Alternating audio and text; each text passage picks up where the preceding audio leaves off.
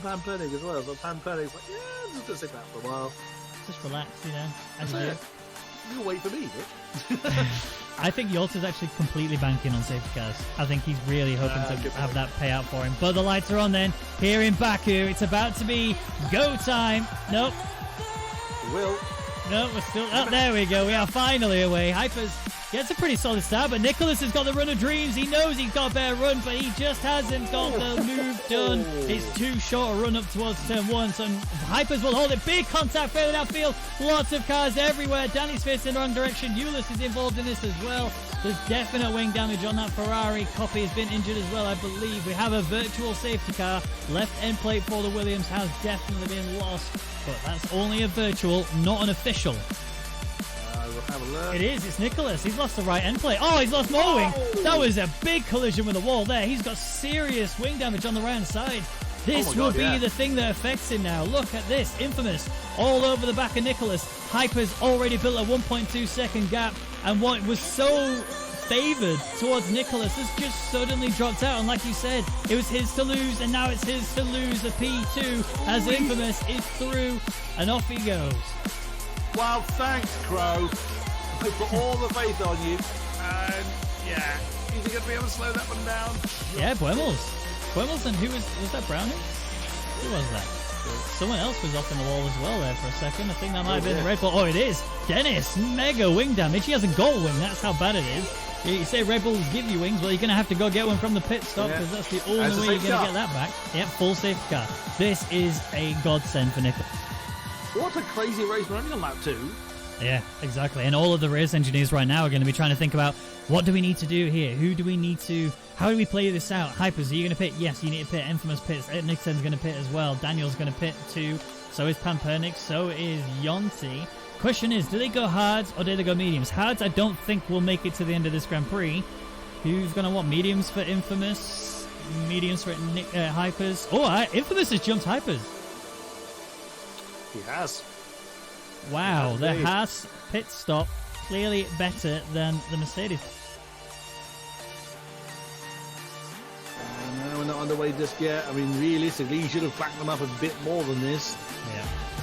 Safety car should be in. They can't overtake it too quickly, otherwise they'll get penalised for it. Safety car is in. And he's off. Here we go then. Restart is underway. Dan has decided it's go time. Mizzo didn't get caught out. Neither did Kai. In fact, Kai's actually under attack from some idiot who really didn't get caught out. Big lock up there from the McLaren up in P1, but Kai Bacchini's kept it very well under control for up ahead of the field now. Yolta's side by side with Pampernick. This is a P11. Big mistake and lots of missions happening. Sorry, words not working. Oh, big contact. Copy again? No? No, it's the Toro Rossos. Ulyss, they're stationary. Ulyss has now gotten underway, and Buemels is, I think, they're all kind of waiting for each other to move as the he's not really going to be able to do it. Hyperz has already nailed somebody here. Here comes Longue. Oh, Brownie got boxed in, but I go Genie. And the side by side between the Red Bull and the Racing Point coming down towards turn 1.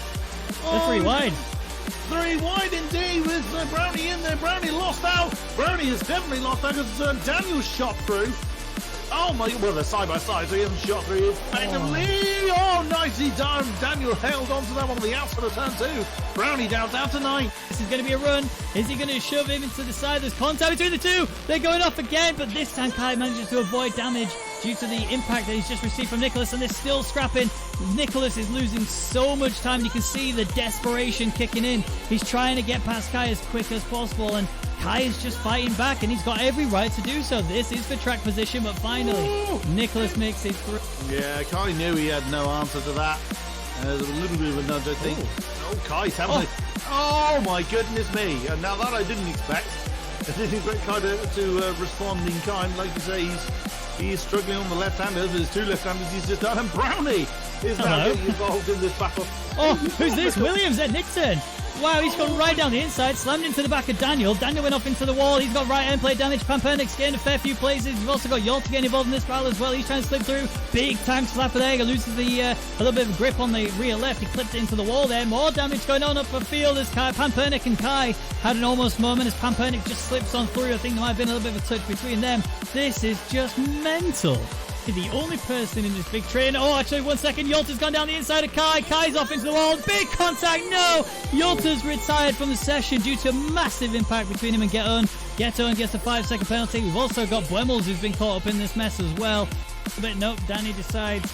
Oh, Mizzo! That was very well held out the wall there. And Danny just laps that back up against this. Just say, please stop. Brownie, no. Brownie's just hit the wall in Castle. The right end plate is in bits now. 14 laps in on his hards. And here comes Infamous just sliding on through because he has his wing. He has the grip. He's got fresh mediums to go with it. Oh, it's a huge send from Longe. Can he get the position done? He's got Mizzo, but Mizzo's fighting back on the outside of turn 1. Can the hard shot output do anything into turn 2? He's hanging on to it. Longe still has not dislodged Mizzo. But he's going to have an outside maneuver again. Surely he can't hold on for another. No, he backs out of it. Mistimed that braking zone a little bit, I think. Oh, that's Daniel into the wall in the Castle. End play on the right has definitely left his car. That has pretty much put Daniel in a very bad place now as zones will come through. Brownie will come through shortly. Oh, but you need to get that one done before you get that. And he does. Nicely driven, Dennis! Oh my goodness me, that shows how little he's got left in those tyres. Oh, sorry to cut you off there. That's right. Dennis is just struggling everywhere. And Zones is right there to capitalise on it. Here comes Brownie to do the same. Now there's going to be another 2 positions to Dennis. Oh, this could get a bit nasty for Brownie. He's down on the outside of the McLaren. Oh, he's going to try and send him on the outside of turn 1. Oh, he's done it. Someone had a weed miss for breakfast. That was a great move. That was incredible. Brownie, well done. I mean, we saw the yeet moment that he had earlier a few laps ago where he tried to do 2 cars down the inside and it didn't work out for him. This time he says, maybe I'll just do it properly, shall I? As you can see, Zones is trying to do the same thing, but it's not worked out for him. Brownie says, I've read that book. I just showed you that book just a second ago, and now I'm not letting you do it back to me. So thank you for points position, but there is a battle for a points position, or even 2 points positions, as Poppy is currently the leader of this 3-way battle. Brownie could get involved in if it should so go to it. We need to go to race leader as Hyperz is on the home straight. He has done such an incredible job to race the cleanest race he could do, the most consistent race he could have, and will cross the line to take the win with Infamous taking second, and a very big result there from Dan, who will take a massive P3, which is huge for McLaren. And then you got Nicolas Longe, who's had a bit of a disaster, to be truthfully honest. He's not had the greatest race. He was up there in P2 and then a little bit of a mistake off his own back. That's all it was. We'll take P4 as Mizzo is coming up to take P5 for now. But Pampernick, he's right on that limit. Look at that. He's actually within it. This could go to Pampernick. P5 for Pampernick. Well done.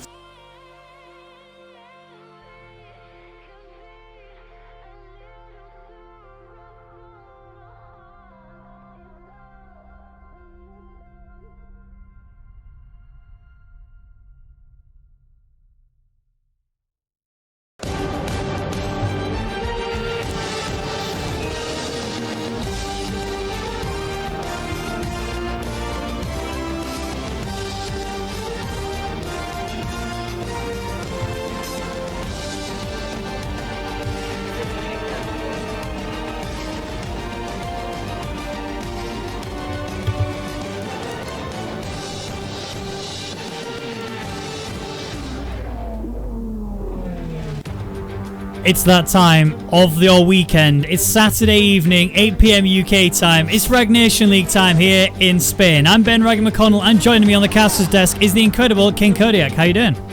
I'm very well, thank you very much, Mr. Raggy. It is time for Catalunya, a classic amongst all racing categories, pretty much.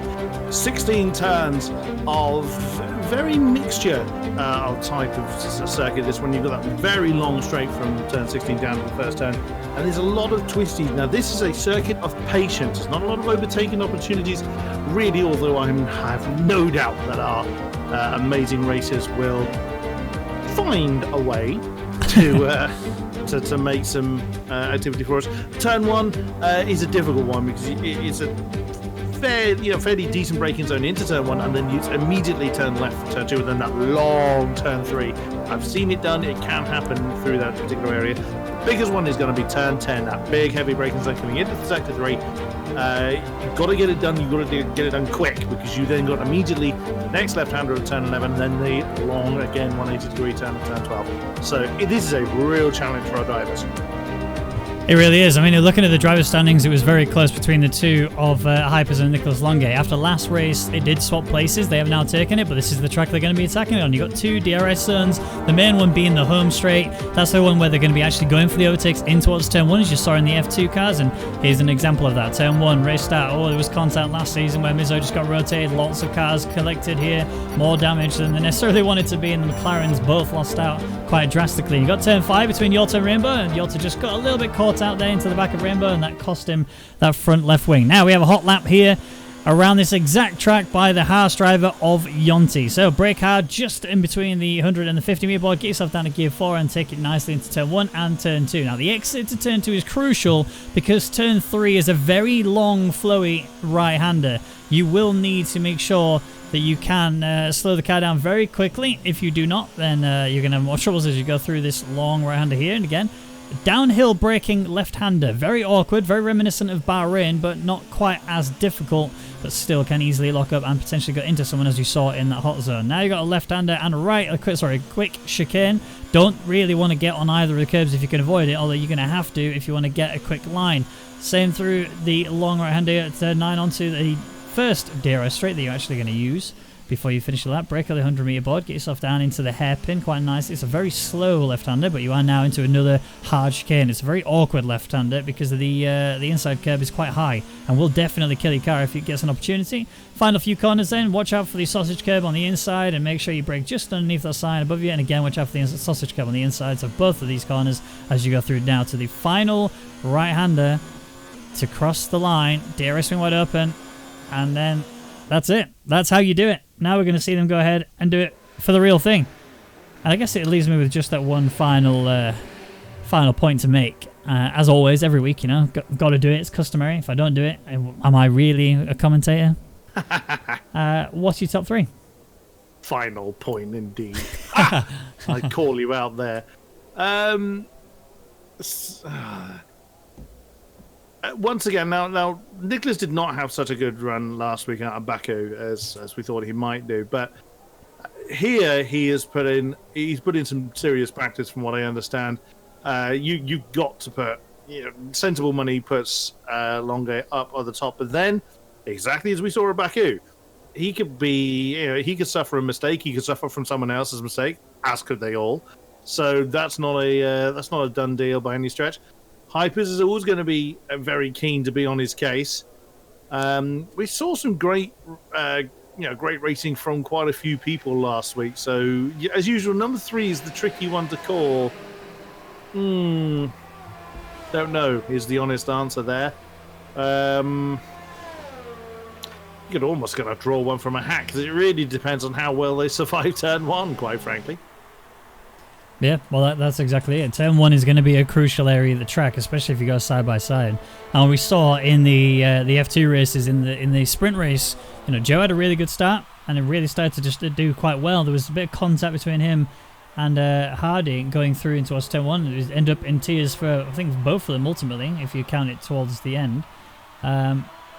Same could happen here. This is definitely an area where, 1, 2, and 3, we actually saw as well in the same race, Noosa and it leaves me who the other person was. They went literally side by side continuously through the first 6 corners, and they just kept chopping and changing positions, didn't even touch wheels once, and somehow, they held it all out. I'm expecting these guys in the F1 cars with the extra aerodynamics and just general driver skill. I think they are going to be much better at that. I think we might actually see that a few times. Wow, I mean, first 6 turns is nearly 1.5 sectors to be side by side from 1 through to 7. That is absolutely amazing.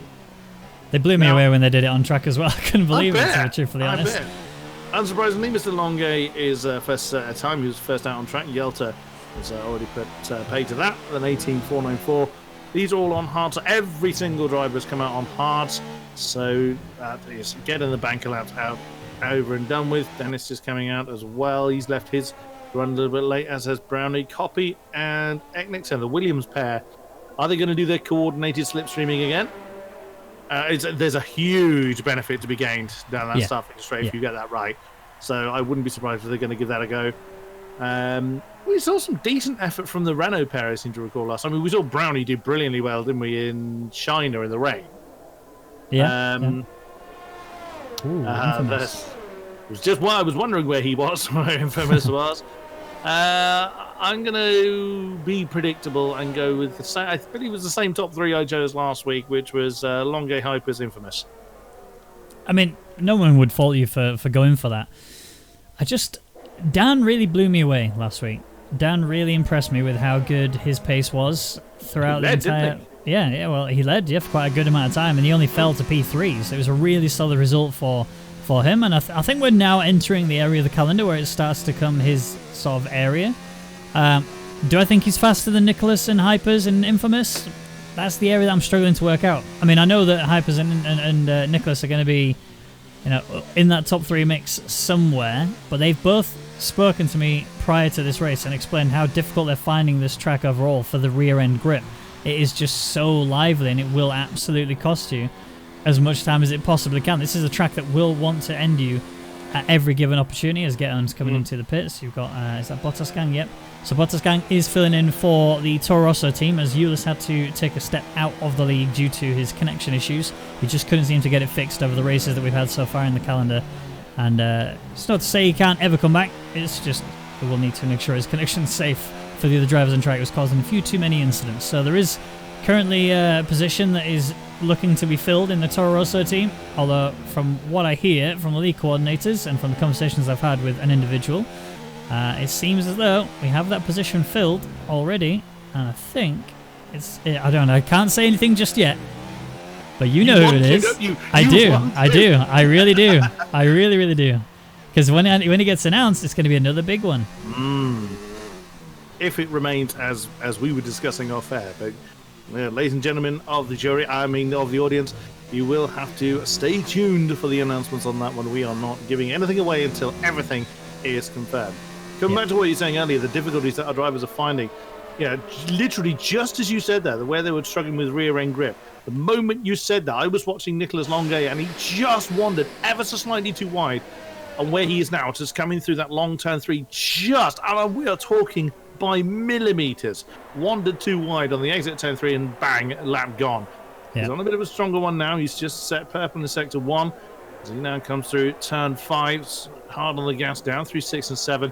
He's got a fair amount of distance between himself and I think that's a Haas that is next down the road, but quite a few people are really just doing the laps, aren't they, with the exception of the Williams pair who are now out. The only reason they're the exception is because they've only just come out for their first runs. We're seeing people go out, lap, back in, and straight back out again. Yep, that's true. My question is, the Williams, are they actually going to try the toe, like you said? I mean, we've seen the Mercedes pick it up and start doing it. They're not doing it currently, but that home straight is enormous. Like, why would you not? Surely this entire straight would give you a couple of, maybe even 3/10 if you do it right, as Nicolas just sets the new fastest lap time, 1:18.167. It wasn't the cleanest run, but then again, he's on hard, so I wasn't expecting miracles. No, indeed. That's 4 laps he's done on the hards. And again, those tyres just needing more than just one dash to get right.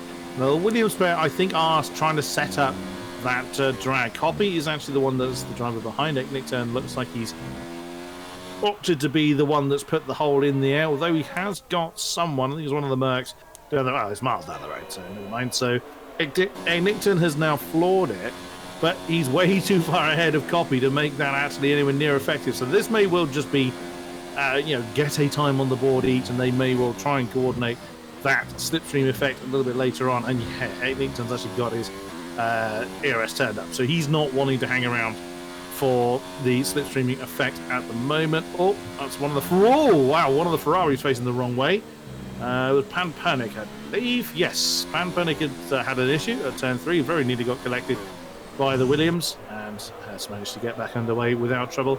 Infamous considering a run on the mediums. I would say it's a little early for that. Wouldn't be surprised if we see the hards still remaining the only tyre out there for a little while. There's another problem in sector 2. I think that's one of the Mercs getting out of the way. of one of the Ferraris. Just, again, everyone's just doing the laps. There's nothing particularly spectacular going on, as everyone is just getting a feel for this particular track. I'm just a little surprised that we're just seeing this constant churn. We're not seeing one lap, sit down for a while, and then banzai at the end. It's just a constant churn, which is no criticism from my side, believe you me. As Longo's still going, actually. There's 5 laps he's got on those tyres, and he's pushing again. He's purple sector 1 again, so he's still looking to just keep churning on those hard tyres. I don't know what the favoured race tyre is for this circuit. It wouldn't surprise me if it isn't the softs. It's not. But so yeah, he's just looking to keep on turning with those medium tyres. So whenever you see a driver doing what he's doing currently, just checking on these hards and doing this amount of laps, it's purely for one thing: to A, get some track time and help contribute to the track evolution, give that extra bit of grip and more performance from the tyres when you switch to the softer compounds. But this is a track, like you say, the soft tyres disintegrate. They really do not last long out on this track at all. There's so many areas here where you need aerodynamical grip and mechanical grip from the car as well, and they just burn the tyres into bits, especially through that final chicane. So it's kind of a mediums to hards sort of scenario, so expect majority of the top 10 to be on hards. You may get the odd couple of people who will just want to get into the front of the grid and go for those soft tyres and plant themselves as front as possible. So we may actually see, believe it or not, we may actually see a different top 3 than we actually expect. It entirely depends. Like Dan, for example, look, he's out there on softs right now. Whether or not he commits to it is a whole different story. We have got a Mizzo, actually, off into the gravel at turn 2. He's had a mistake there. He's lost the front left wing pretty drastically. End plate's gone. I think there's an element missing as well. He's really had a bad time through there. And having driven this track literally just Tuesday gone, it was very painful, to say the least, just how hard it is to really do well on this circuit. Keep it consistent lap after lap. If you haven't, like, you know, step out just a tiny bit too far, and it's crossed you off the board. Hyperz 0.008 of a second behind Longo. That is about a quarter of the width of the front wing.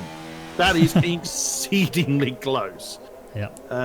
FYI, to put that in perspective, the average human blinks at about something like the average blink is about 1/10 of a second. So that tells you how close that is. As Longo has finally decided to bring the Racing Point back in, he's had enough of those tyres, because we are getting closer towards the end of the session. I'm keeping an eye on Dan as well. Curious that he's come out on the soft tyres. I rather expected the mediums to be the one that will be the trendsetter. Bottas gang are doing exactly what I was expecting others to do, as he's crossing the line in the Toro Rosso to start his time lap, currently 17th with a 1:19.490. There's only 1.4 between himself and the lead, so yeah, that's not really that unexpected with just pounding out the banker laps. So that's nothing to read into at this point, as Buemels is crossing the line to start his next time lap as well. Get Owned is out there on, most people still on the hard tyres that are on track. Most people are in now. What did you just see? I almost saw Yolta bin it on the pit entry. He's just made a mistake and through the final corner and almost ended his entire qualifying run right there. But he's in, he's fine, he's not dead. But I am seeing in the chat quite a fair few drivers, predictions for the drivers. We've seen a Crow, Hyperz, and Dan as a 1, 2, and 3. Infamous Hyperz and Dan, so interesting, not putting Chromatic in the top 3 at all.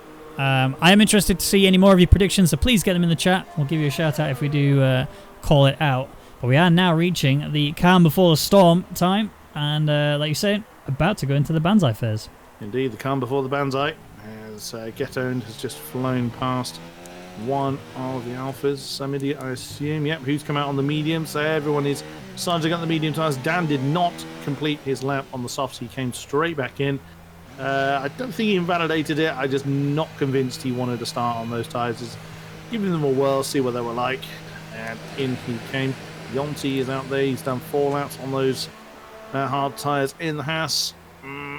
I would suspect, he's got to come in because he's out of fuel, or nearly out of fuel. So, he's going to be leaving that quite late into the Banzai stage to get his lap done, if, of course, he is looking to come out on the mediums.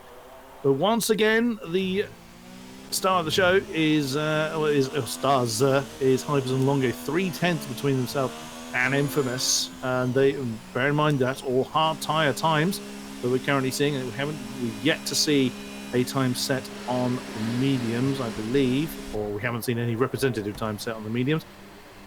Looks like Bottas gang is weighing up the soft tyres as well, so that will be interesting if he chooses to do that. But again, look at the Williams pair. They're right by one another again. It's Copy leading at Nickturn this time. Yeah. So on the medium tyres, they could easily do 2 time laps. I wouldn't be surprised if Copy drags at Nickturn and then they swap rounds 2 laps later. Well, if they have enough time to do 2 laps. We'll see. It's going to be an interesting way. It's going to be interesting to see how they coordinate that. Yeah. I mean, these guys practice this, every single time I see them on the track. They've always got a method to eking out that extra bit of time, a few tenths here or there. Dan has now decided he's gone for the mediums. He teased us to make it suggest that he was going to go for the softs, which I thought would have definitely put him in that top 3 position, but now he's back to the mediums. I'm kind of begging the question of, will he make it towards that top 3? I reckon a P5 is probably on the cards for him, but these guys are actually pretty quick around this track. But we have got a Jeb prediction who's saying that he agrees with your prediction. Crow P1, Hyperz P2, Infamous P3, and right now that's looking dead set on it. So the Williams guys are away, but they've not decided to tow each other. Hey, Nickturn backed off way too much. Way too much. I'm not convinced. It was through no mistake either. It was an intentional back off as well. So I wonder whether they... unless Copy is just, again, placing some rubber for his teammate, I don't know what is running through there. Some idiot is the first to set representative time on the mediums. They 17.890. It means he's beating most zones. He was pretty hot around Baku, I seem to recall, in the McLaren. As Yelta and Dan just come out of the pits, all on mediums. The only one that is still looking at softs is Bottas gang, who has yet to leave the pit lane. Those still in the pit lane, they're going to have to get on with it if they're going to set another lap time. I suspect they're not going to. Although, just as I say that, quite a few of them have actually just left the pits. So now it's going to get really, really busy. Let's have a look at Longue. He's got someone directly behind him. Longue's slow at the moment, so he's not worried too much about setting a hot lap. But look, if you look on the map, just look behind Crow. Look how bunched everybody is. Yeah, they're all stacked up quite nicely, but not in a good way for him. He's going to be the one giving the tow to everybody. As Infamous is setting new fastest lap time, a 1:17.2. We've got a, is that Copy? All right, a Nickturn crossing the line, I think it was. Now we have a Red Bull, which I think is Kai. Yep, here he is, and he's going to start his hot lap. I think this one will count on the board. Yep, it was an invalidated lap, it looks like. So he's going to go again, see what he can do. Nicolas Longue, I think he's coming. Yes, he is. But he's about to start a new lap, because this one was bottled somewhere. Everyone is on track, and Bottas getting the only car on the soft tyres. I think that's going to backfire on you, sir, but we will see if that's what he's practiced. But then, as we mentioned, he is only a stand-in driver, unless something changes, of course, between this particular moment and the rest of the season. We will see if that particular point changes. He may well just be, going for glory. Why not? Well, yeah, exactly. I think it's going to backfire on him, but we will see. 15 seconds before the flag falls, I think a lot of people are going to be really caught out as Mizzo gets underway. He crosses the line with 8 seconds remaining. I think someone's going to be stuck. I don't think Dennis. Checkered flag is out. Yeah, I don't think he's going to be able to do anything else. He's left that one too late. Apparently he's allowed to start. Yeah? It's not giving him the checkered flag. No. As Nickturn is 4th. Yeah. Nickturn has jumped up to 4th position with a 17.8. Infamous has brought his car in. And in the time of the session, we saw him set his lap time previously. Nicely done. Brownie 2, Zones 3. With quite a lot of drivers, or pretty much everybody. Kai has crossed the line, 19.6. He'll be starting at the tail of the field. It did not go well for him. Go on. Nicolas did not make it. He's done his final lap. He's not made it to pole position. So Infamous. I mean, it's very marginal between them, but it's literally 300ths of a second, but he's not in the expected. Here's Hyperz, I believe. No, he's coming through the final. It's Get Earned who's going to be in first. That's P7 for Get Earned, but here comes Hyperz. Is this going to be enough? No, it isn't. No. It's Hyperz P3. Infamous has been clearly doing some work. Hasn't he just? God, we got the right 3, but in the wrong order. Brownie is 4th. Panpernick 5. and Bottas could only get into 6th on those softer tyres. So, I mean, fair play. 6th is still a decent starting place, but those tyres are going to die very quickly. Eckington has had a big problem down there at 10 11, or he's just getting out of people's way. Dennis is done. Danny in the Ferrari just coming through that last chicane, which is so clumsy. Such a narrow line between getting that right and getting it wrong. Danny comes over the line, 13th position. Yeah, I think Eckington's gone across the line, but he's was parked up earlier, so he won't be setting a time.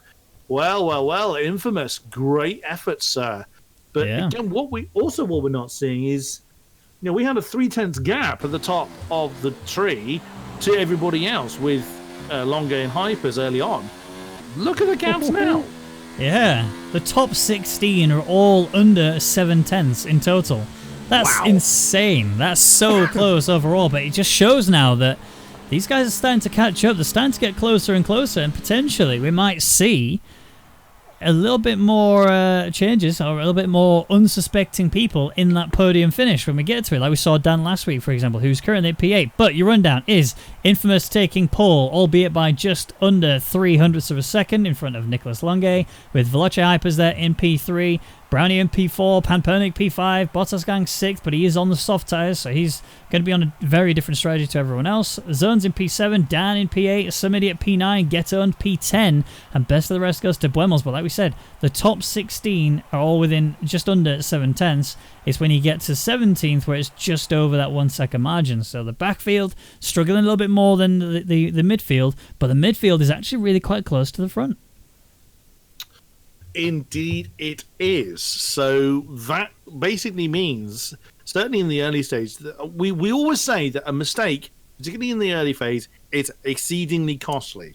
Now that mistake is exasperated by how close the field is. If we had a huge field spread, you could get away much more with making a mistake, just wandering a little bit too wide. You're gonna lose a little bit of time. But if the guy behind you is 3 or 4 seconds back already, it's neither here nor there. We're not seeing that in the slightest. So you make a mistake in those early laps, and you're at the back of the field, and good luck here at Catalonia. Yeah, exactly. And the other thing to think about is safety cars as well coming out. These could play a massive effect when it comes to the strategy. I've been told we're not expecting rain, but that doesn't mean we won't have any. So bear that in mind. It is Spain after all. It's probably the closest you're going to get to British weather without actually being in Britain, although they get better summers, I'm told.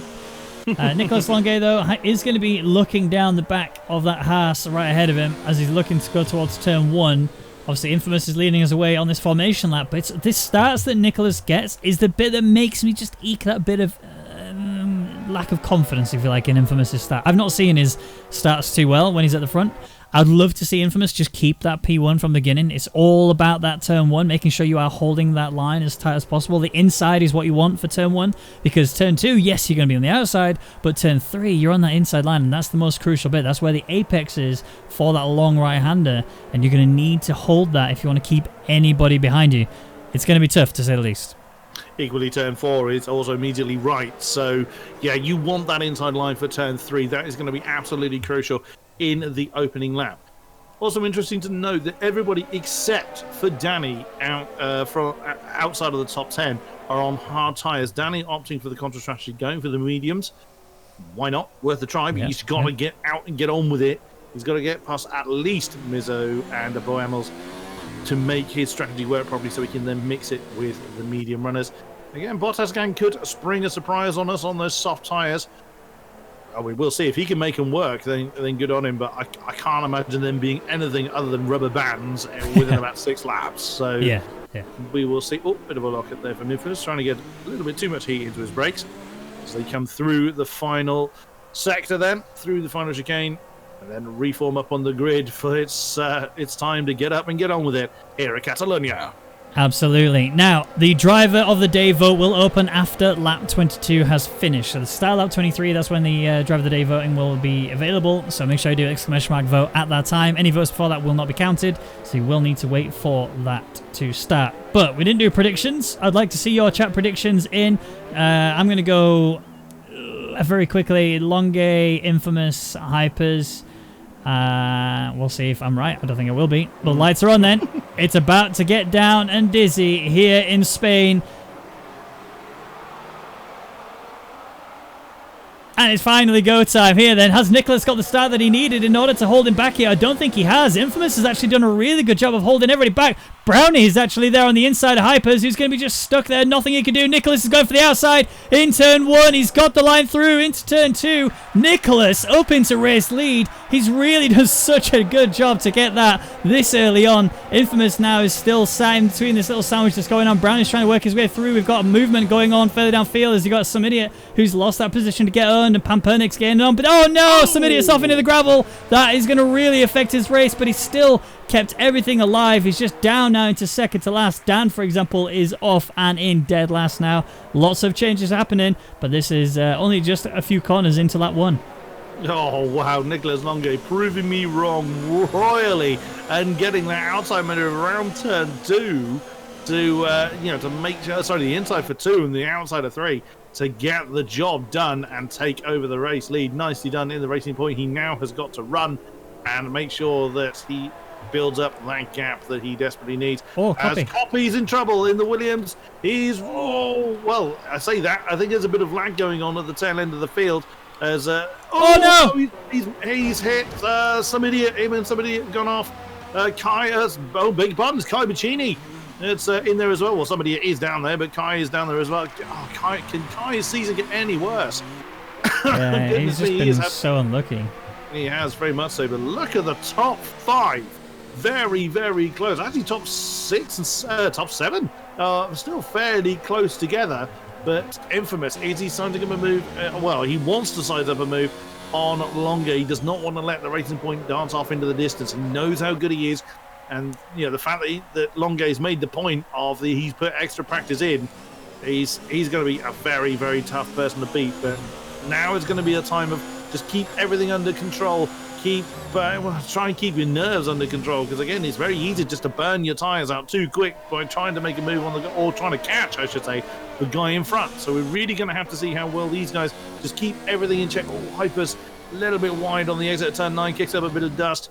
It's things like that are really going to hurt as Infamous really tucks underneath the rear wing of that racing point as they feed through sector 3.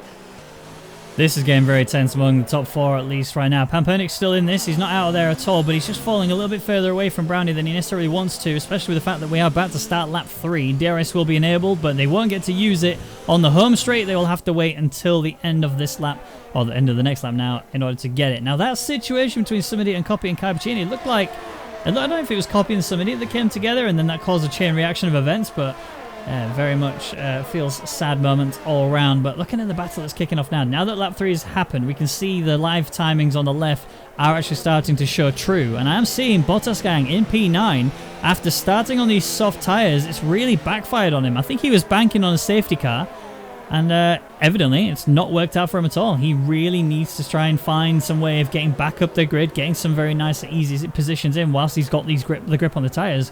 But ultimately, like you said, he's only going to have about another 3 laps to go before those tyres are pretty much useless, and he has to choose, do I go hards, do I go mediums? What is the strategy now? If he goes mediums, he'll be pitting twice. I can't see that he'll make mediums last that long with any real life in them. Oh, wow. As I think it was Danny's off. I saw one of the Ferraris getting very twitchy, and it is Danny. He's overcooked that one coming through 7 and 8, and he's having to really recover, get back on the case. That's Dennis coming past him, zones behind. Oh, that was just, again, that's that one mistake. I went under pressure, and that's all it takes for it all to go wrong. Top 4 now beginning to spread out a little bit.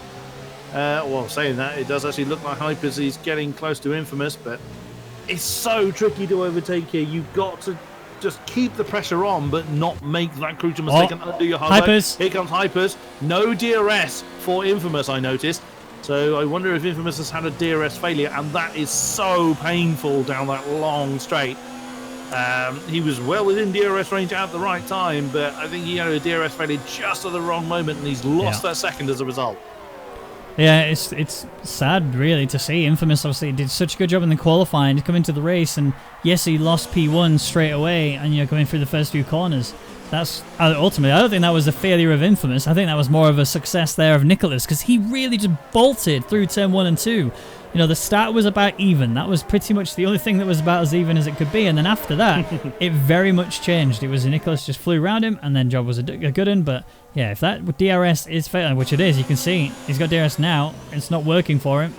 He has got a failure. He just needs to somehow stay with Hyperz and use Hyperz to maintain the DRS, if you like, to Nicolas. Keep Nicolas at arm's reach so that you can still, when it is repaired, still attack him and hopefully get that back, as Zones and Dennis are scrapping. They are side by side. There was contact between the two there, but Dennis still there in P13.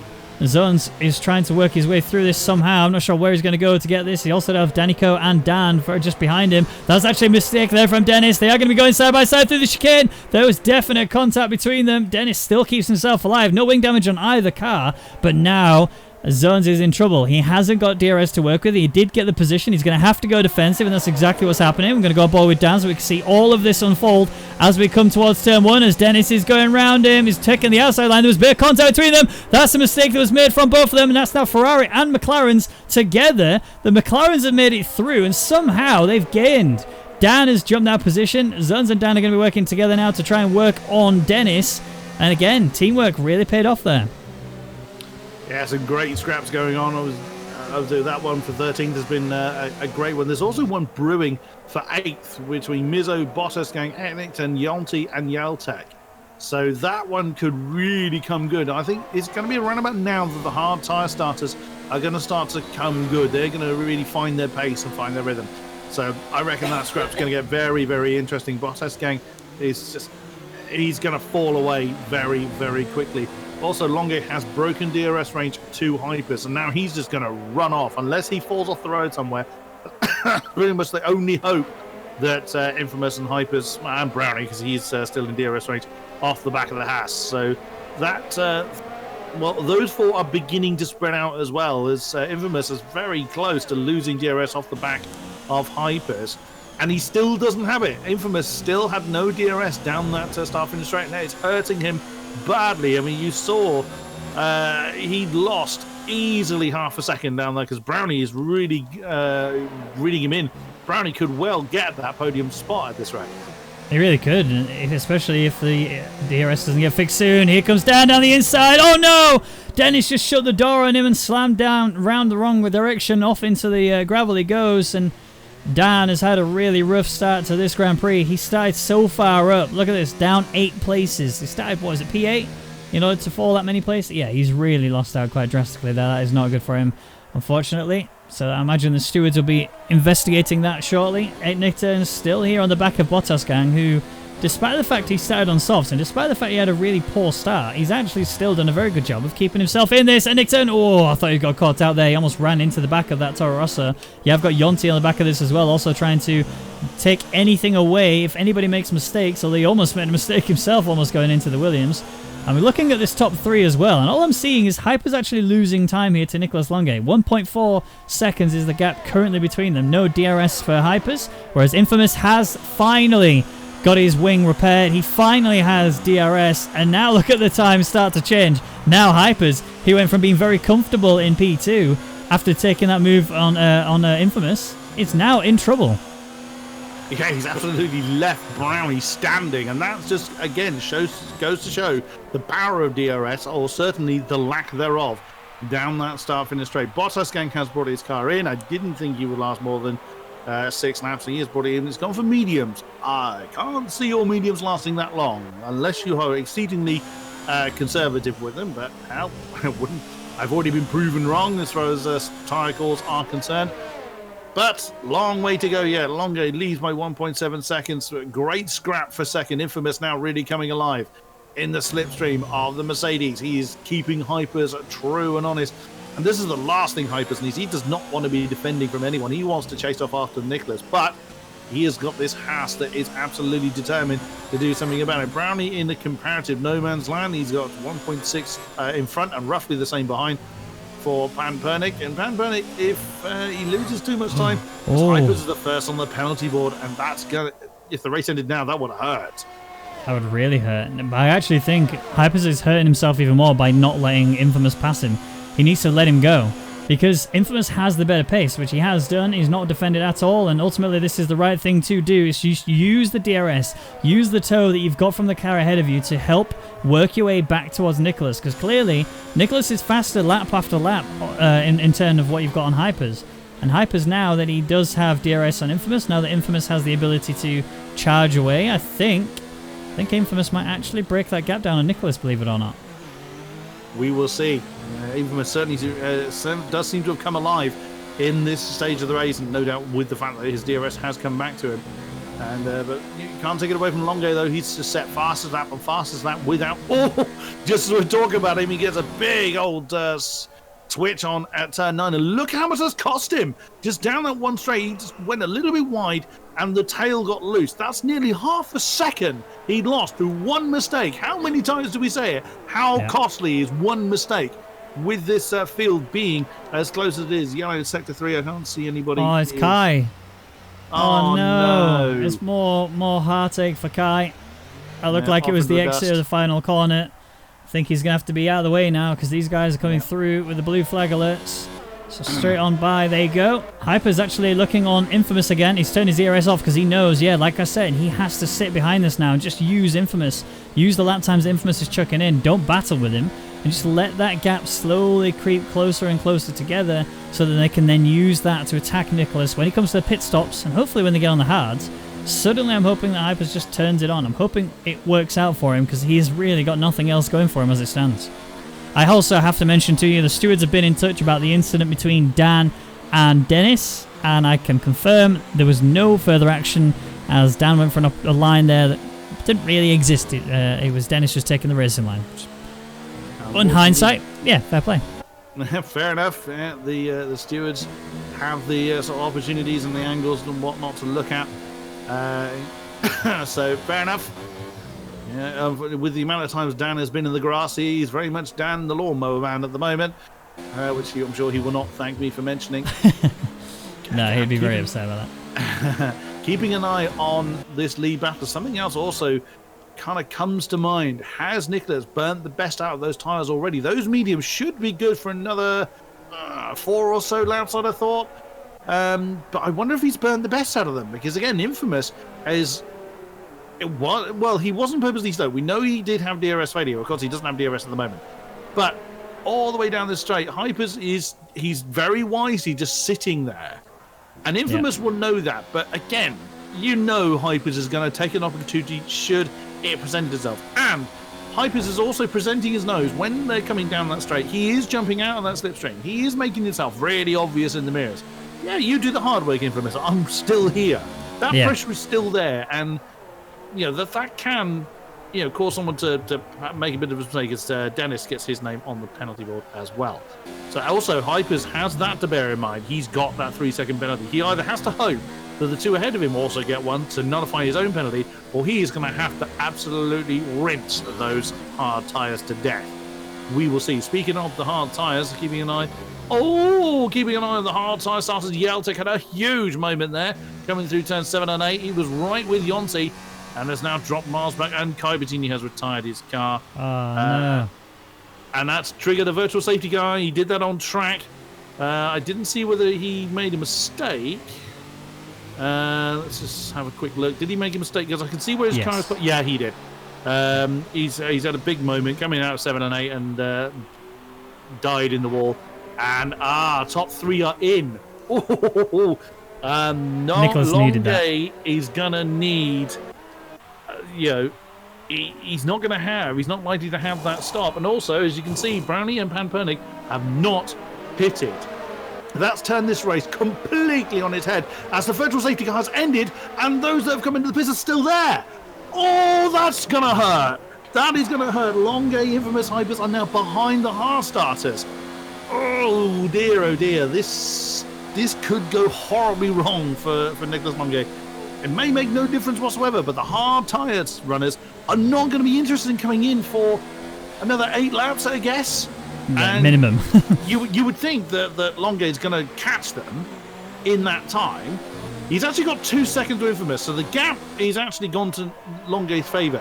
It's when he catches Yeltek. That's going to be really telling. And also bear in mind, Yeltek, Yonti, Nicton, Mizzo, and Boemels are still in a scrap for third position. They're not going to just let Longay go. Ooh, that's that's really turned this race on its head. Well, I mean, I actually saw a prediction earlier that the Renault drivers were going to be on the podium. It'll be a double podium for the Renaults. And right now, that's actually looking very good for them, to be honest. Yes, one of them is at the back of this little pack here, if you like, of the hard runners. Yolta is currently literally on the rear of all of this train. But look at, like you said, P3 is what this battle is for. Boemels is currently leading it. You've got Mizzo trying to work his way closer. He's not really doing that much of a good job of it. 8/10 off is not really going to help him. And Nickturn is on the back of that situation too, again trying to reel himself in, but he does have a yellow warning light on that fuel, and he's also got half ERS available to him as well. I'm wondering if maybe he's made a mistake there, because I feel like he's just losing a lot of time by not having that full fuel and not having the extra laps to burn away. If he had Rin, yeah, absolutely made the right call, but he doesn't, and that's what I'm worried about. I think he may have made that big mistake, whereas Yolta is right here on the back of Yonti. The one thing to watch out for is that, like you said, when he was going through turn 8 earlier, he had a big step out, and that cost him quite dearly. Hopefully he's not burned away too much of the time, but Nicolas Longay, 3 seconds off the back of this battle.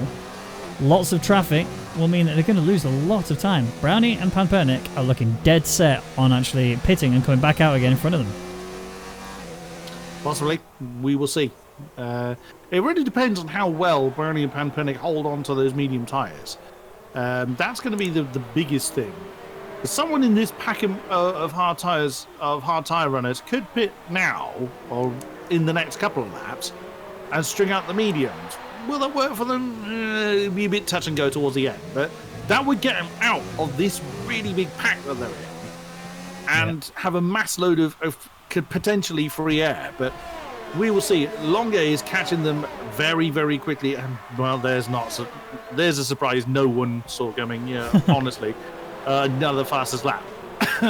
But I think he's going to struggle. What Longay really wants is for everyone in front of him to pit as he gets there, and I'm not convinced it's going to happen unless Longay backs off. Yeah, okay, let's try another one, shall we? Not going to see that. I'm not convinced he's going to back off with it. Although he's not using too much of his ERS, so he's at 99.8% as opposed to 105% at the moment.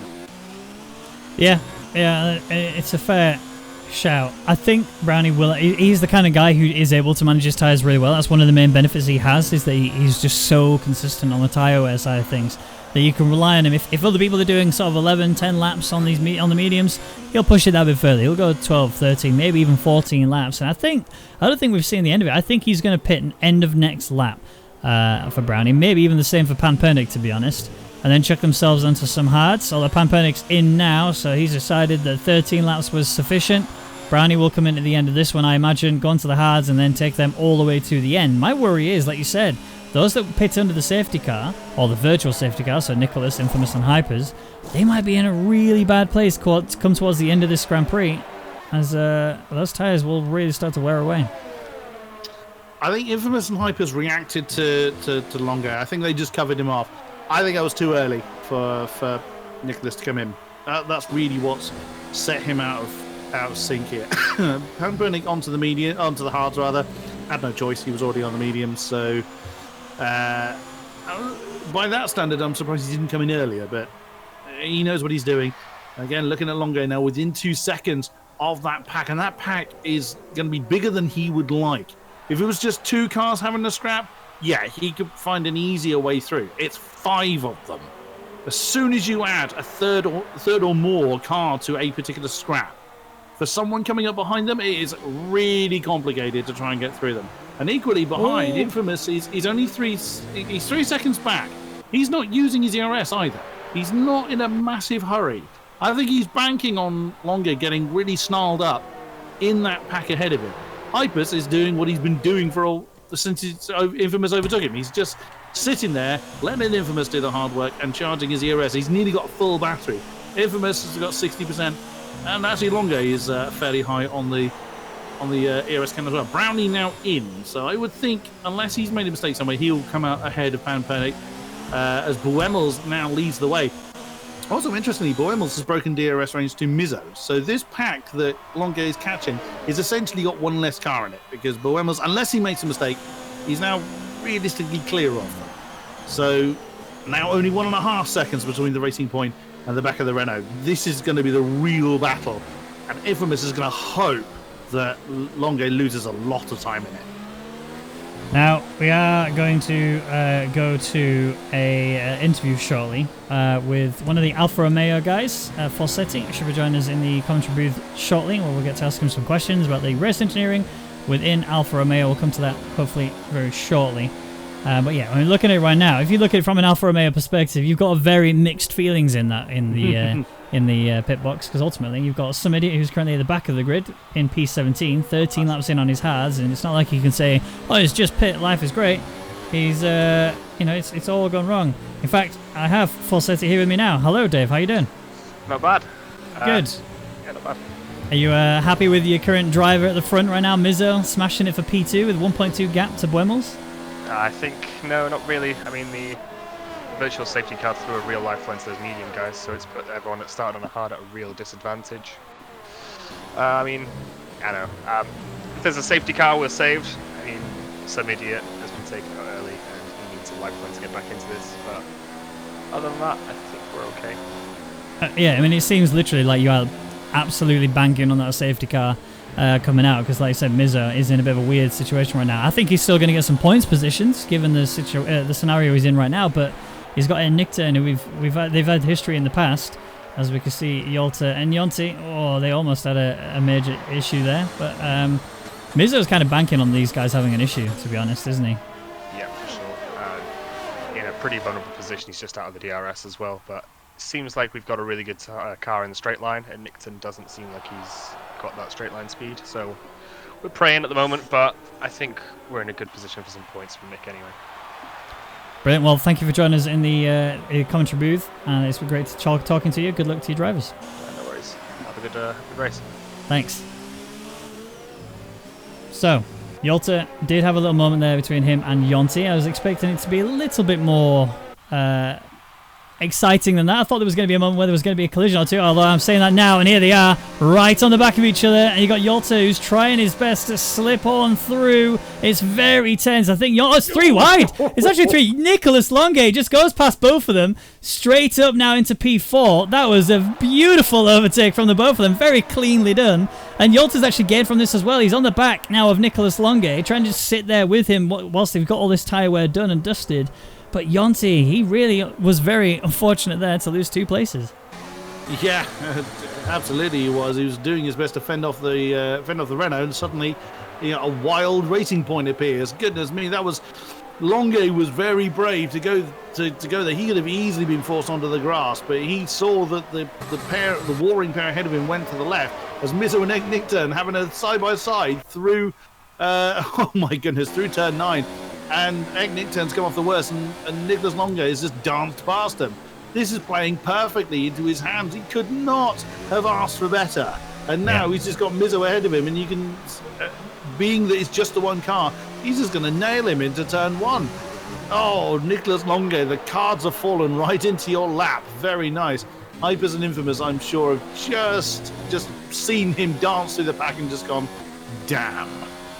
Yeah, there's no doubt about that, and he's already looking to get Mizzo done and dusted as well. I mean, he's got that straight line pace. Look at the gap that he's pulling in right now, Mizzo. I just don't know if he's going to be able to get there in time for the first corner. There's also a battle between Nickton and Yolta. He decides to wait for that one, whereas Yolta is going around the outside of turn 1. There is definite contact between the two, and Nickton got a penalty as a result of the inside cut, and that's affected him enough, but he still stays P4. Yolta's got the cut back on him. This is a beautiful move from him, and Yonti's trying to get involved in this as well. I don't want to stay on his onboard because of the rev limiter bug, but Yolta and Nickton still going at it. This is not going to change for the next few corners. You can almost guarantee it, as that Nickton's on the inside once more. Yolta's trying to hold the momentum, trying to keep him true to his word as he's staying right there. He might actually get him in time. He has. Yolta finally gets P4. What a drive from them two.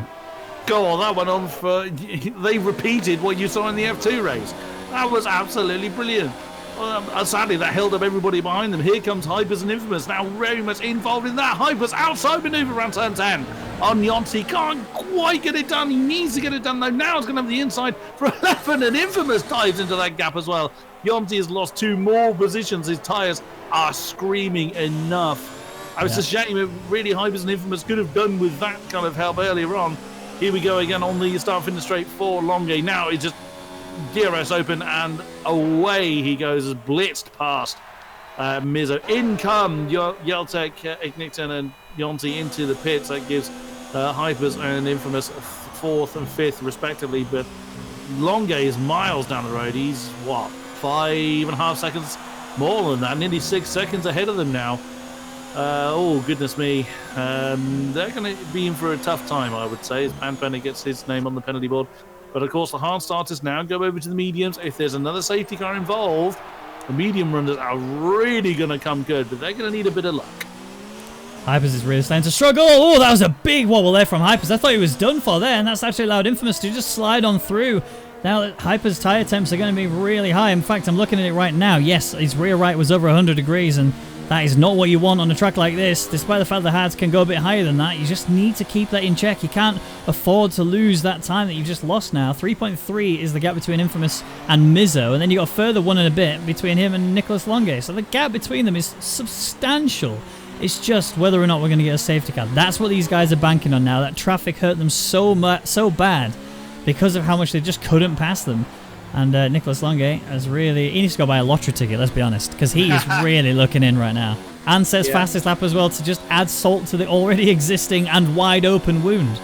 Yeah, Boemel's pitted right in front of him, so he just had an easy run through into the lead. 1.3 seconds between himself and Mizzo as Hyperz and Infamous side by side through turn 1. Oh, Hyperz shoves Infamous off the road. I doubt the Haas driver will be best pleased about that. But that was very much elbows out for Infamous. He's probably a little bit upset of losing that 3rd position in the first place last time around. But keep that one under control, Hyperz. You're going to be off into the road or into the steward's desk if you keep on like that. Yeah. But still, there's 14 odd laps to go. Anything can still happen, and these hard tyres are going to start to struggle a bit, and the medium runners could then come good. Boemels, where did he reappear? He reappeared in 9th, right behind Dennis, whose tyres are... He's still on his starting tyres. Yeah. So, yeah, Dennis is going to need to come in. He's going to be falling off the road pretty quickly. But, yeah, don't discount the pack that we were seeing earlier. You know, Boemels, Yelta, Zones is now in there. So, yeah, don't discount that crew just yet. I think Dennis is going to have to realistically pit sort of now, and I think he's played the hard tyres just right. Ideally, like Mizzo's done now, he's gone so far in on these hards. He's taken it to lap 20. He's now going on to the medium tyres to go to the end. Mizzo's pace should start to light up all of a sudden. You'll start to see these hard runners that have been on it for a fair few laps. They're going to start to lose pace in comparison to Mizzo. So keep an eye out wherever he comes out. There's Geton going down the home straight. Dennis is there as well, but he's going to get in that position later as Boemels is going for it. Down the inside, that's a very simple, clean overtake. Yolta getting the new fastest lap look, 1:19.8, which isn't a surprise considering he's on the mediums. But if you've got the pace being chucked down from Nicolas Longe over 1:20 on these hard tyres with all this race fuel on board, Yolta being able to smash that with, yeah, he's on mediums, but that just shows that these medium runners are really in with a good chance now. Especially if we get another safety car out, virtual or otherwise. That could really play into their hands. Now, Longe just needs to do the laps, hit his apexes. He just needs to go. And that's exactly what he's doing. Nearly 5 seconds between himself and Hyperz. Now Infamous is doing what Hyperz has been doing to him all race long. ERS down to 0, and he's going to let the Mercedes punch the hole in the air. He's just going to sit there, probably have a decent go at him in the last few laps. He'll want to time his attack perfectly well so that he can then challenge for that 2nd position, and just hope that Nicolas has a problem. That gap is going to be very, very difficult to overcome. Again, keeping an eye further down. Wow, Yeltek and Dennis stringing out those hard tyres probably a lap longer than he really should have done, but he's doing it anyway. Yeah, in he comes. That held Yelta up quite a bit. He's now over 2 seconds behind Boemels. But Boemels is not wasting any time whatsoever. 19.6 on that tyre, and or on those fresh tyres, I should say. But Boemel's not going to have any immediate challenge from behind. 2.5 seconds separates himself and Yelta, and look how quick he is closing in on Get Owned. There's now 1.5 seconds, and that's not going to be long before he's on the second Mercedes case. If the medium tyres start to come into their element as we expect them to, then there's a good chance we might see that Renault prediction that we saw earlier, where a double podium potentially. But this train here that's going on with Yolta leading it between him, Mizzo, and Nickton and Zones is probably going to get longer soon. I think we might see Buemo's getting stuck in it very soon, depending on how much more lap time Yolta can chuck into this. Infamous is still there on the back of Hyperz, even after going through all of the DRS zones that they've gone through. It's still half a second separating the two, but 4.5 seconds is the gap between him and race leader Nicolas Lange. I'm not sure what Hyperz can do here without that safety car. We need to see a safety car come out in order for this to get any more spicy than it already is between these in the top three. Infamous, is he going to go for it? I think he might have to. He's going to try the inside line. We saw what happened earlier when they went for it, and that's Infamous very cleanly through. He's done exactly what he needed to, and there's Hyperz still sitting on the back of it. And good news is, after all of this has gone down so far, you can go ahead and do your Driver of the Day vote in the chat. Exclamation mark vote in the chat to vote who you want to go for, as we see Mizzo and Yolta going side by side. That's a very difficult area to be attacking in turn one if you take it as tight as that, and Yolta is still sat on the back of Mizzo. We saw what he did earlier when he got the inside line back through on Nixon, and he's not been able to recover again on Mizzo. So Mizzo P8 right now. As we were just talking to Dave, or Fossetti earlier, we saw how that played out when he was saying that he needs something to happen for Mizzo, ideally a safety car. He's not going to get that, but he is able to fight with Yolta. They are still touching. The gearbox was getting a very bit of a tickle there from Yolta's front wing, but I don't think anything's going to change unless the exit through turn 9 is massive for Yolta. Also, like we need to highlight the power of the DRS, but when Infamous gained and flew past Hyperz, his ERS was set to 0. He didn't use any. I think it briefly went to 1, but he used next to no ERS energy. That was purely good exit and DRS and slipstream. That was it. There was no ERS involved in that move whatsoever. So to highlight how strong it is down that start finish straight. Again, that's why I'm a little bit surprised that we didn't see the slipstreaming effect go on in qualifying. But Gatone's wandered too wide. Wandered too wide off that final turn. Here comes Boemel's going to blitz past him. And that is 6th position for Boemel's. What is he off the lead? He is 18 seconds off the lead now with 10 to go. Zones and a Nick turn as well. Sorry, in turn 1 and 2, they swapped places due to DRS, and there was a massive flick from the McLaren. I thought there was going to be a contact, but no, they've kept it together, and Zones is now in a points position. He is indeed, but he's going to have to work very, very hard to keep it. As a Nick turn on the softer and younger tyres, he's going to be much, or potentially much faster than the car ahead, but he has got that yellow fuel warning light on. He's going to have to be careful how he behaves. Now, Boemel's has got 4.6 seconds to gain on Panpernik, and you can bet your bottom dollar he is going to be pushing like a madman to close that gap down. We need either a safety car or rain. If we have rain, the hard runners are knackered, because those tyres are going to be pretty worn and pretty rubbish in damp conditions. And the soft, pretty young medium tyres are suddenly going to be very, they're going to be laughing all the way to the bank. But there's a fair amount of cloud in the air, but it's not enough. It would need to rain now for anybody to start to worry about it, and we're nowhere near that kind of position. So I don't think we're going to get rain, but we could say, safety car is always possible. Like we always say, one mistake is all it takes. Yeah, and any time now is where these tyres will start to drop off. I'm looking at some idiot, for example, who's 22 laps in on these hards.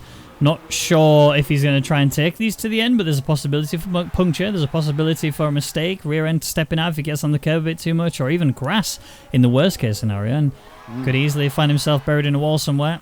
He's currently doing okay. He's currently holding Bottas Gang, who's charging up to the rear of him right now with that toe and DRS in his favour. Going for a move down the inside. He's going to get that position. Is he going to hold the line? It's actually some idiot staying alongside with him. It's not quite worked out for him. There's a little bit of a mistake there from some idiot as he gets on the curb, bounces over it, but Bottas Gang is through. Up into P16 now. And these 23-lap-old hards are surely going to be falling away soon. They're going to explode soon unless he comes in. He's got to come in. He doesn't want to. He's that far down the field. He's probably thinking I may as well. But you're losing so much time. You've lost a pit stop already, or most of the pit stop's time, in the fact that your tyres are just down to canvas. So he may as well come in and just try and have a bit of a scrap as Hyperz and Infamous once again get very close into turn 1, but no dice yet. And that gap up front now 5.6 seconds to Longue's benefit. So he's done exactly what he needs to do. He's done what he can to secure lap victory without external factors coming in. He's just got to keep it on the black stuff, and it's Nicolas Longue, of course he's going to keep it on the black stuff. You know, the barriers bit him quite hard last week, and that will no doubt be on his mind. So he will have that extra drive to keep it good and true. Oh, now that's nullified Hyper's penalty. Yep. So that is now a straight scrap for the final two podium positions. Nicolas Longue is now even more laughing to the bank as somebody finally brings his car back into the pits. Bear in mind, he pitted at the end of lap 1. So he will come on to, I would think he's going to come on to soft tyres. Yep, he does indeed. So he might try and get the fastest lap. He might have a fight with Copy as well whilst he's doing so. But there's still battles out there to be had. Infamous and Hyperz, of course, now their battle very much more intensified. Yalta and Mizzo are still fairly close. There's only a couple of laps between their medium tyres. They'll also likely be gaining to the back of Get Owned within the next few laps. Hyperz again. It's not a surprise. Is he going to make the dive? Yes, he does. And Infamous let that one go. That's gonna carry on happening. I wouldn't be surprised if Hyperz is if Infamous is going to stay there. He's only going to overtake if the speed difference is that big. Yeah, he won't force the issue. If it lands in his lap, sure, he'll take it. And I think Hyperz is doing the same thing. They're not forcing the issues. Again, also why they're falling that far off the back of Longue, because they're not pushing each other. They're just keeping an eye on each other, which is absolutely right. The gap is realistically too big between themselves and Longue. They've just got to secure the podium now. But if they take their eye off the ball for that split second while someone makes that move, that could still end up with both of them off into the dust. Yeah, and it's Nicolas's to lose, really. If all he has to do is just maintain what he's doing, nothing else. He doesn't have to try and push any further. He doesn't have to go for fastest lap if he doesn't want to. He's currently sat with Buemels on a 1:19.663, and I think ultimately, when you're 17 laps now, on the hards, the chances of getting fastest lap are pretty much non-existent, despite the fact that Hyperz has just gone ahead and done exactly as I've just said you can't do. So, hush my mouth. Clearly I know nothing. These guys are on the softs and mediums as well. Yeah, you couldn't get any more accurate then, could you? But yeah, Nicolas just relaxing, enjoying it. Although he is losing time now. This might be the moment where those hards have started to drift away. We might see Buemels on these mediums start to come to life now. Yeah, I'm curious about that. He's not making any huge mistakes, and he's lost a second. Yep. He can't afford to lose that much time. He could technically lose about 8-10 to lap and still come home with it, but he's not. But we've seen him do this before.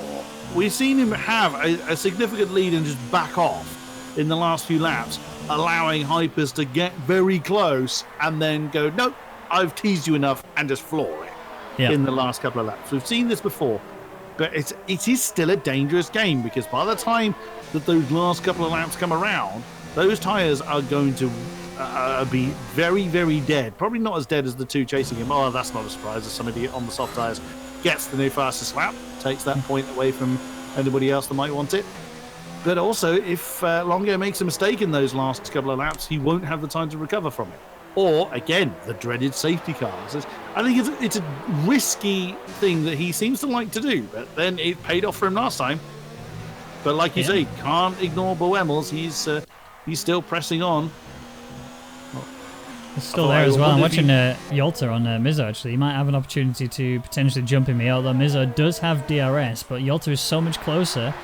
Is he going to go for it? No, he's not. It'd be a very, very late lunge if he did go for it. But Get-Earn's tyres have drifted away now. He's starting to fall apart. Look at the time closing in between Mizzo and Get-Earn. All he can do really is just hold it. He's just try and maintain his pace. Ultimately, he's going to lose to about P9 at worst, unless he has an off.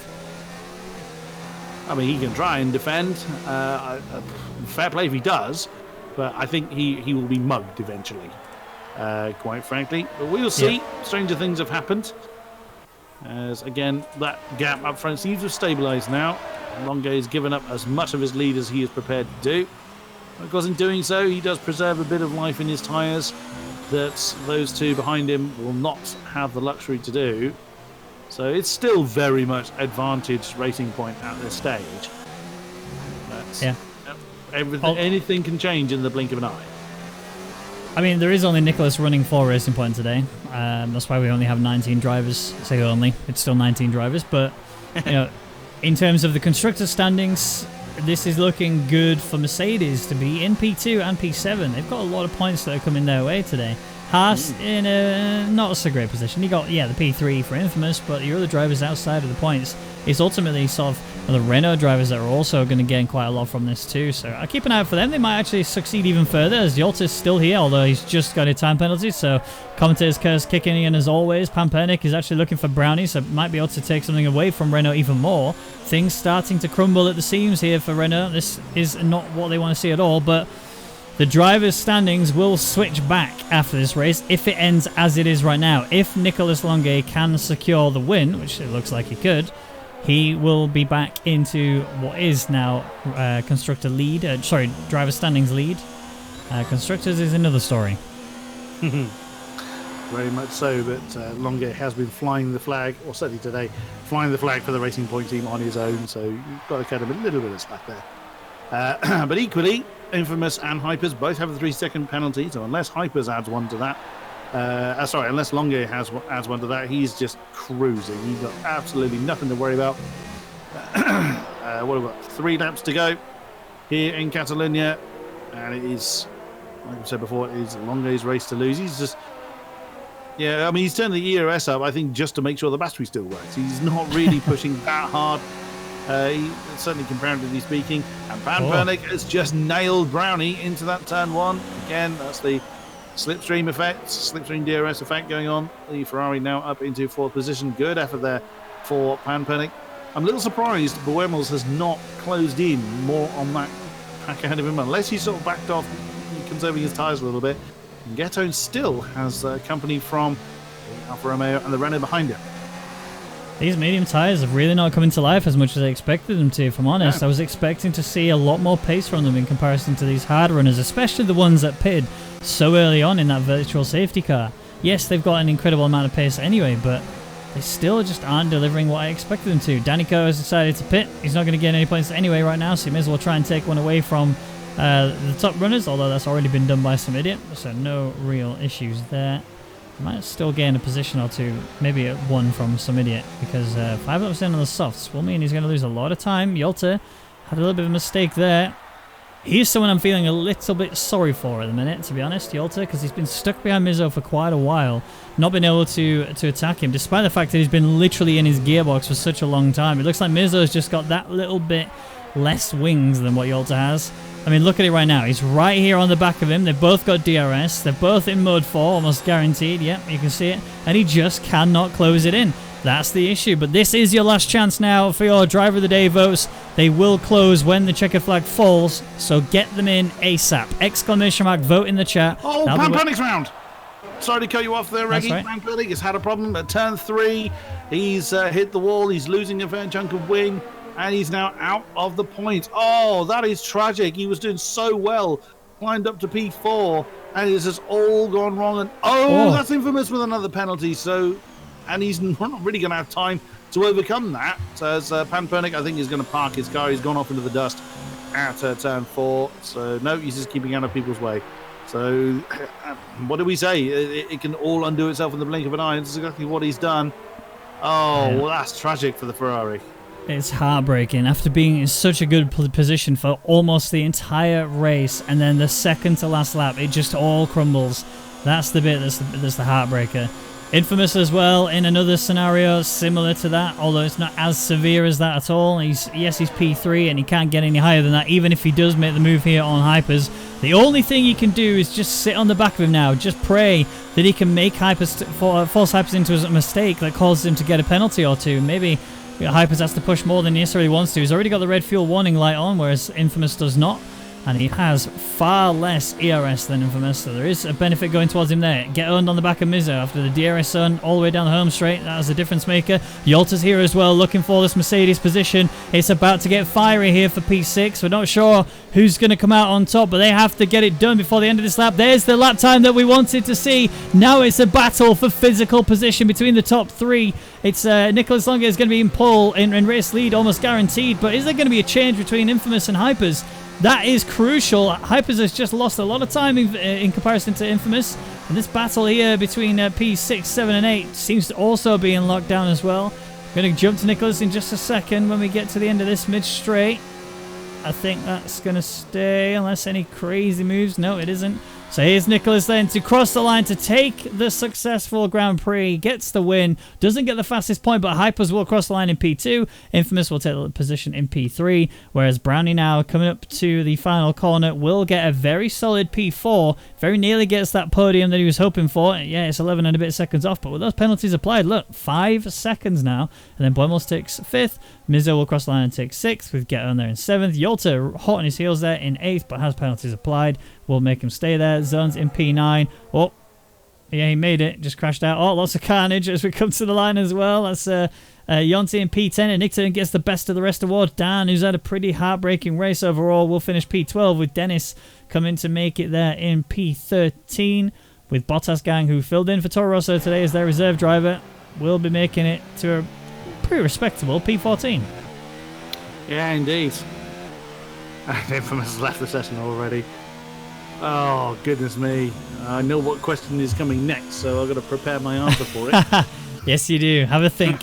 What's coming is the main one. I mean, it's a tough one to call anyway if you think about it. I mean, looking at the position changes, the biggest position changes were Yolta. He gained 10 places, and he did pretty well, but still penalties, mistakes, not quite as high as we wanted him to be. He shouldn't be that low in the first place. All these things start to come into mind when you talk about him, but yeah, I couldn't put him in my position. I'll let you think about yours as we do a very quick roundup of the final positions. So Nicolas Longe obviously gets that win. Hyperz gets P2. Infamous gets P3.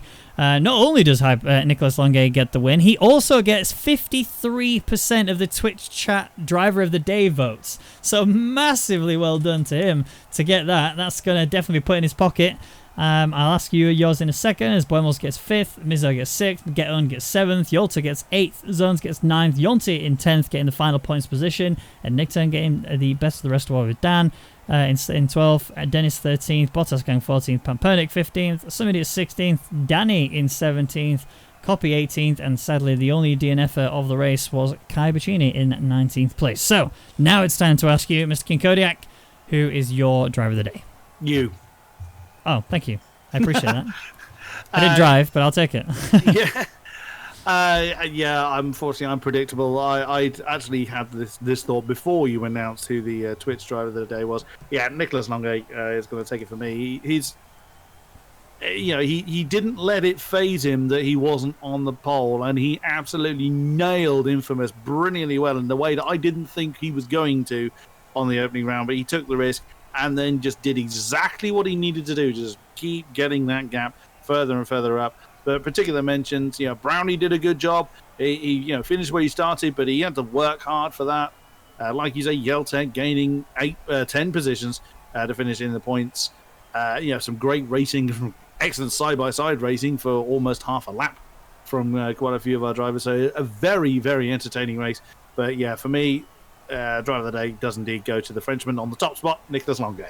And just to keep the trend with that, the boring predictions, yeah, agreed. Nicolas Longe has to be the driver of the day from my perspective as well. He absolutely nailed. I didn't expect him to overtake in the position that he did, if I'm being truthfully honest. I completely thought that he was going to just ditch him off the start. Just as soon as the lights went out, boom, off he was gone. But no, he somehow took him through turns 2 and 3, and that was it, done and dusted by that point. Beautiful overtake from him. And that brings us to the end of the Spanish Grand Prix here for the Rwagnation League. Thank you so much for joining me in the commentary booth, King Kodiak. You are a legend as per always, and I look forward to every time we commentate together because it's just such an honour and privilege. We'll see you guys next week for the Monaco Grand Prix. It's going to be a spicy one to say the least, where the qualifying is going to be the main dictator of who's